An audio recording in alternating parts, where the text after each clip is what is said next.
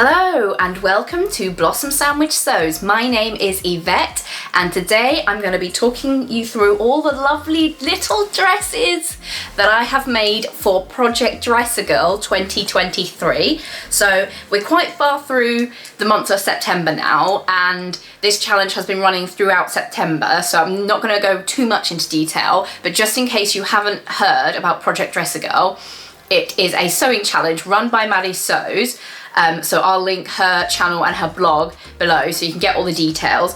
And the idea is that you can use your sewing superpower to create little dresses for girls living in extreme poverty. So it's a really good way to be able to use your sewing skills for good, and also to use up scraps as well, because you can use smaller pieces of fabric for kids' dresses, and yeah, it makes a real difference to these kids' lives. So although the challenge is just running throughout September, and Maddie's gonna collect all of the pictures of all the dresses on Instagram and release a count of how many dresses were sewn throughout this challenge. I think we've already beaten the number that we made last year. So last year there were 2,363 dresses sewn for little girls. So that is a lot of girls that are getting brand new handmade dresses. So it's just a really special thing to be part of. This year already even more than that have been made.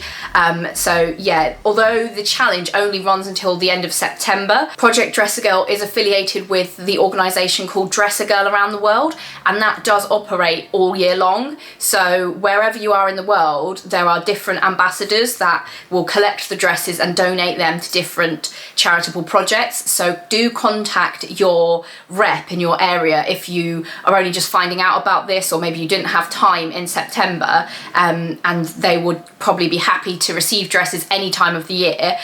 So it could be a good little project, like if you've got, you know, a metre of cotton left over at the end of one of your projects, you could just slip in a Dress-a-Girl project any time during the year. You don't just have to wait until next September. So just while we're on the topic of the challenge, as part of the challenge, Marie has organised a vlogger tour. So I think I'm the only person speaking today. Yesterday was Robyn's Love of Sewing and Sewing Up a Storm. So I'm going to link their channels in the description, and hopefully you can check out their Dress-a-Girl videos as well, because everyone has done a slightly different style of video. So hopefully there'll be lots of inspiration and lots of really cute dresses to see. Also, my buddy Jess from So What If I Sew, she had a video on the 25th. And I also spoke to her in Stash Chats this week, so I'll see if I can link that up as well, just because I'm never going to stop plugging Stash Chats, because I feel like it's just so interesting to hear about everyone else's stash. And then tomorrow, which is the 30th, the last day of September, there's going to be a vlog from Sewing Memories, and there's also going to be a live dress unboxing from Maddie Sews. You can send your dresses directly to her PO box, and she is going to unbox the dresses, look at them all, celebrate them, and then donate them to her local rep. So I'm going to donate mine directly to the UK ambassador, just to save on postage and to save these dresses getting shipped halfway across the world and then halfway back again. So the UK rep is called Jacqui, and I will put her details in the description below. There's going to be a lot in the description of this video, so please make sure you check it out.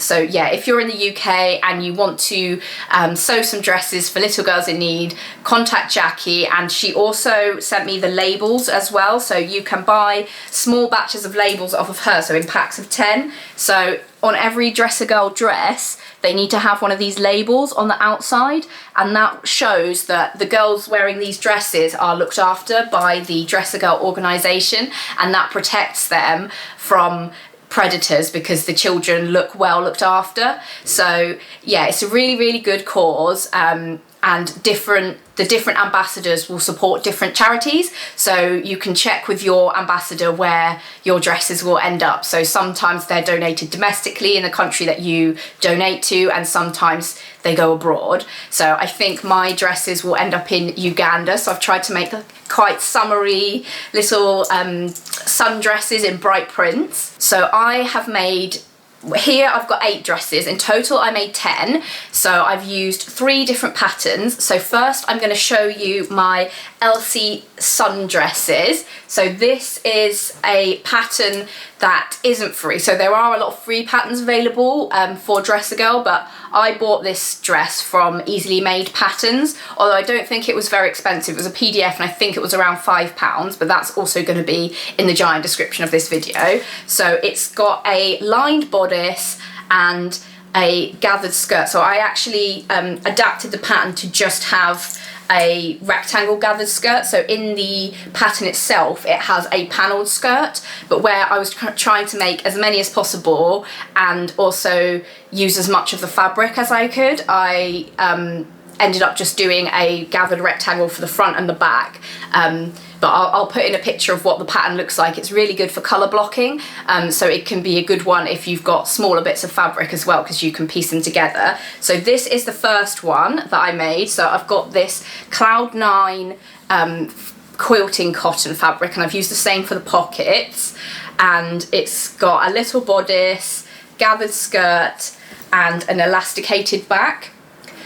So after I've shown you all of these, I'm going to put in a little bit of footage about the construction of this, because I changed the way that it's done in the pattern to a way that I think makes more sense and achieves a cleaner finish. So if you're interested in making the Elsie sundress, you can watch that bit of like kind of tutorial to see how I adapted the pattern. So this is number 1. Number 2 is very similar. So I've used the same light pink fabric, but this fabric on the outside is an African wax print fabric that I got in a scrap pack that I bought from Dovetailed London at the Creative Craft Show. So I think it's really cute with these little pockets. And this one I also ran out of the pale pink thread, so I've got a decorative hem on this, which I think has worked out really well and is super cute. Another one with the African wax print, but this time I've done it as a panel in the middle and then the pale pink on the top and the bottom, and then it goes around the back as well. And this one has got inseam pockets, so you can just see them in there. Part of the Project Dress a Girl is that all of the dresses should have at least one pocket, because, you know, these kids might not have anywhere to keep their stuff, so it's just really nice for them to have a pocket as their own little place to store things. I also made 2 more of these Elsie dresses for the big sew off. So I'll put in a picture of those. So those have already been donated via Give Your Best. So the reason that I made those dresses for Give Your Best instead of sending them to Project Dress a Girl is because the fabric had writing on, and that's actually one of the requirements, that you're not supposed to have any writing on the fabric, which I hadn't realised when I was buying fabric for this. So yeah, do check the list of requirements. It's basically use sturdy cotton fabric, no licensed characters, no writing, no seasonal holiday prints, but I'll put in links below to the full details. But the no writing is just because not everyone who receives the dresses necessarily is able to read. They're probably unlikely to be able to read in English, so it's just easier to have no writing. But they still did go to a good home via Give Your Best, so yeah, those dresses are still going to be counted towards the final total number of dresses made for Project Dress a Girl, so that's really good. So I'll put in the tutorial now about the construction, but I will chapter it in case you're not interested and you want to see my other designs that I made. So these are 2 of my Elsie dresses turned inside out, and I just wanted to show you the difference in the finish between the way that the pattern has you construct it and the way that I decided to do it. So in the pattern instructions you have a line of overlocking joining the bodice to the skirt, but the way that I decided to do it was, because the bodice is lined, I attached the skirt to the outside of the bodice and then folded under the raw edge of the bodice and then stitched in the ditch. So the stitching is in here to conceal the raw edges, which I think gives a cleaner finish than the overlocking. And I also changed the order of the construction as well. So let me show you on one that I'm still working on. So this is the bodice. So this is the front, this is the back. Just got 2 pattern pieces the same for the back, 2 for the front, and the straps get sandwiched in between. So this back piece is where the elastic goes. So in the pattern instructions, you sew a line of stitching all along here, and then insert the elastic, which gathers it up a bit more. And you do that before you attach the skirt.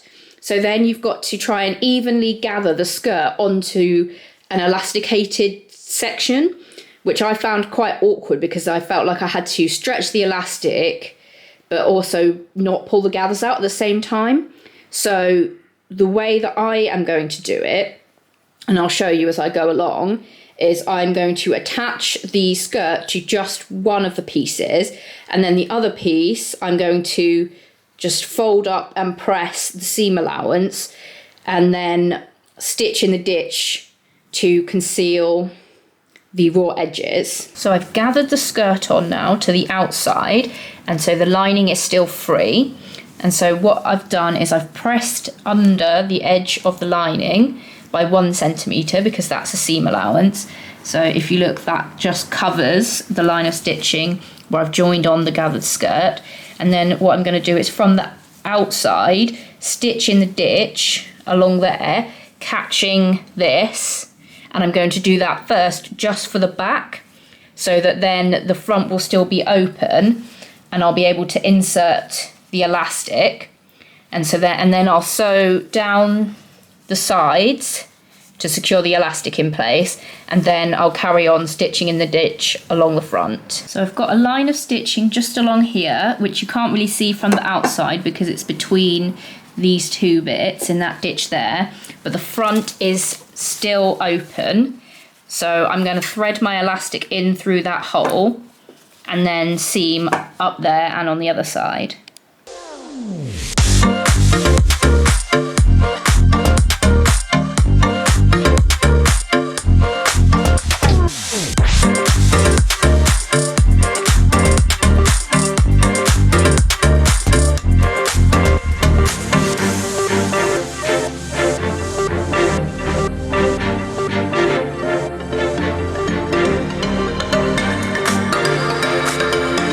So this one I think is actually one of my favourites. I think it's just so cute. I love the brightness of it. I don't know how well it's showing up on camera, but this is like a hot pink.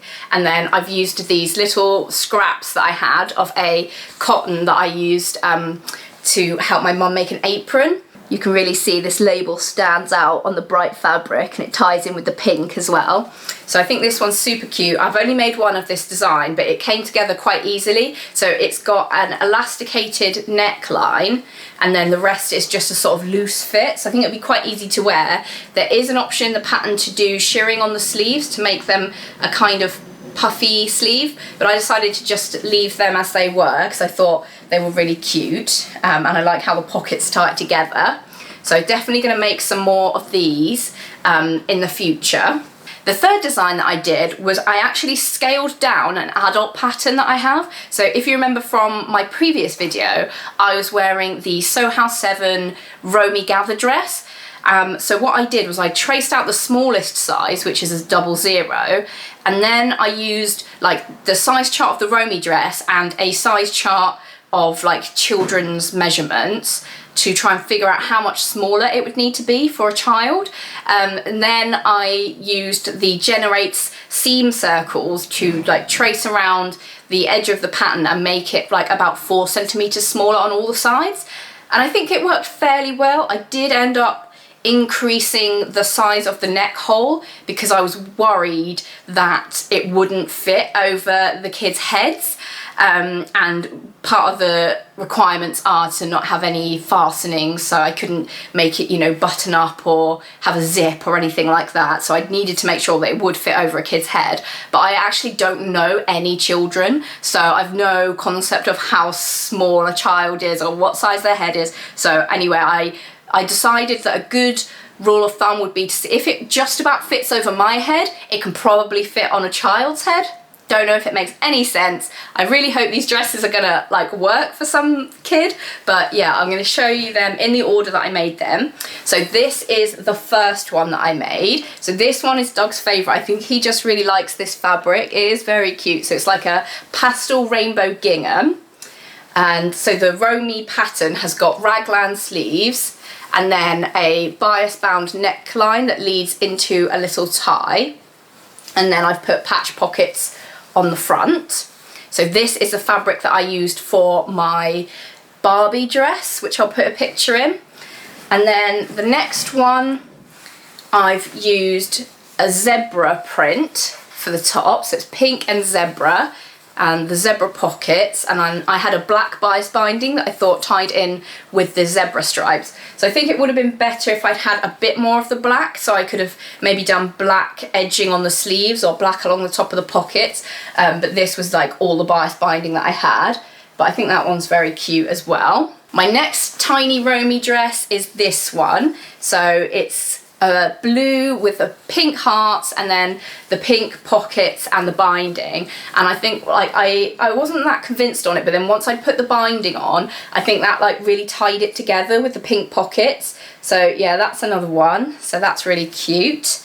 And then my final Romey is this lemon one. I couldn't, as host of the So Fruity challenge, I couldn't go without a fruity theme one. So they've got a gathered skirt and I've done yellow pockets. So this yellow was a fat quarter that I had. And then I've done the necktie and the pockets. So I'll put in now in pictures of all of them. So you can let me know which design is your favourite, which pattern and which fabric you like as well. Personally, I'm a really big fan of the Peasant Dress. I think the bright blue against the hot pink just really pops, and I think it's gonna really like brighten up a kid's day to wear that. But yeah, let me know which ones are your favourites. So after making all of these, I've been able to tick off so many project complete on my stash hub. It's really satisfying to like be able to scroll through them all. And also looking on my stats, I've completed now so many projects for September because the little dresses are like quite small, and so they come together much quicker than a big project, and because there's no fastenings as well, they're a bit simpler projects. So and also if you look, there's so much more pink in my stats now than there was before, and so most of these I did actually buy the fabric. So this one I already had from my my Barbie dress, and a couple of them I used some bits of scraps like the sleeves, but then the pink fabric and yeah, all these other fabrics like the zebras, the hearts, the lemons, I did actually buy. So yeah, I did end up spending quite a lot on this, but I feel like it's been really fun to make them, and I'm just really excited for some little kids to receive their dresses. But in the future, I'd really like to be able to use my scraps to cut out pattern pieces rather than just shoving them in a bag. So I'm definitely gonna bear in mind Project Dresser Girl for the future. So now I'm gonna show you some new fabrics that I've bought for myself, but I think they could definitely work for Dresser Girl dresses, or like to make parts of dresses in the future if I do end up with any remnants left over from my projects. So I went to the Lamazi Fabrics open day. I'm really getting around all these fabric shops recently, and I bought two absolutely stunning fabrics. So maybe sewing all of these kids' dresses has got me a taste for pink, because both of these prints, although they're not exclusively pink, they definitely do have some hot pink in there. So this one is a cotton sateen from the exclusive Lamazi Fabrics range. I think I actually might have got the last bit, so you might not be able to get any of this, but I will link it if there is like a remnant or something lurking about.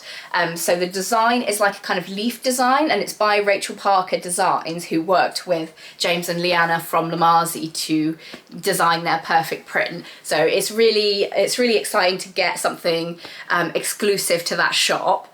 And so it's got some drape to it, but it's also quite structured. So I'm thinking of making the spring jumpsuit, which is a pattern that I got free when I went to the Fabrics Galore open day.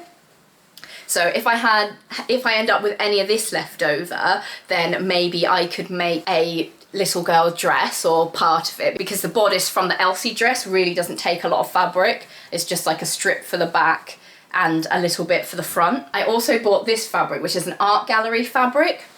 So you can, for Project Dress a Girl, use a knit bodice and a woven skirt. So if I end up with any of this, I could think about whether I can use it as part of a little girl's dress. So I want to make a t-shirt out of this. I've only bought 1 meter, but I think it is quite wide. But I need to decide whether to make a fitted t-shirt or a more boxy t-shirt. So I've got the Jessie tee by True Buyers or the Tabitha tee by Tilly and the Buttons as kind of options for more fitted or more boxy. I've also got the Core t-shirt, I think it is, by Closet Core, which might be like an in-between option because it's boxy but it doesn't have the drop shoulder. So yeah, I need to do some thinking about that. And then a third fabric that I've bought recently that I wouldn't use for Project Dress a Girl just because it's got writing on it and it's also Tokyo nightlife themed, but I thought I might as well show it whilst I'm showing my other fabrics. It's also a very similar colour scheme with lots of blues but also the pops of hot pink. So I'm thinking I could make a Tilly and the Buttons Mabel dress with this. It's something quite different because although I feel like the Mabel dress is quite a kind of cottagecore-y look, I feel like that's not really my style. So to mix it up with a more bold and funky fabric, that might make it more me.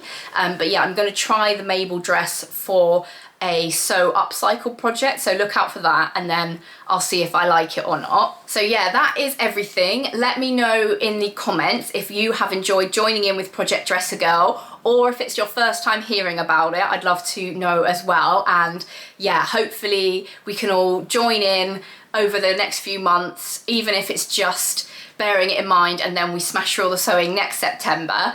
But yeah, thank you so much to Maddie for organising this amazing challenge. I think the sewing community is genuinely amazing and it's really, really inspiring to see what can be achieved when everyone kind of pulls together on one big project. So yeah, I'm going to leave it there, but if you enjoyed this video, please do like and subscribe if you're new here, if you've discovered me on the vlog tour. And yeah, I don't know what my next video is going to be about, so yeah, subscribe and you'll find out. See you around. Bye.